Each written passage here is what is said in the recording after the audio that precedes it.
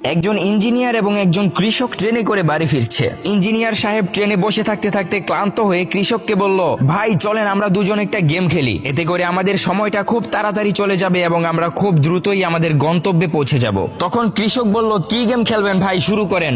Engineer বলল, আমি আপনাকে একটা প্রশ্ন করব, যদি আপনি সেই প্রশ্নের উত্তর দিতে না পারেন তাহলে আপনি আমাকে 10 টাকা দিবেন, আর আপনি আমাকে একটা প্রশ্ন করবেন, আমি যদি সেই প্রশ্নের উত্তর দিতে না পারি তাহলে আমি আপনাকে 1000 টাকা দিব। তখন ইঞ্জিনিয়ার কৃষককে একটা প্রশ্ন করলো, বলেন তো ভাই এই পৃথিবী থেকে চাঁদের দূরত্ব কত? তখন কৃষক উত্তর দিতে না পেরে চুপ করে তার পকেট থেকে 10 টাকা বের করে দিয়ে দিল। পরে কৃষক ইঞ্জিনিয়ারকে প্রশ্ন করলো, বলেন তো ইঞ্জিনিয়ার সাহেব, কি এমন জিনিস যেটা 3 পা দিয়ে পাহাড়ের উপরে ওঠে এবং 6 পা দিয়ে পাহাড় থেকে নিচে নামে? তখন ওই ইঞ্জিনিয়ার অনেকক্ষণ চিন্তা ভাবনা করে প্রশ্নের উত্তর খুঁজে না পেয়ে চুপ করে কৃষককে 1000 টাকার একটি নোট দিয়ে দিল। তখন ইঞ্জিনিয়ার কৃষককে বলল, ভাই এবার আপনি এই প্রশ্নের উত্তরটা বলেন তো। কৃষক মুখে কিছু না বলে আবার পকেট থেকে 10 টাকার নোট বের করে দিয়ে দিল।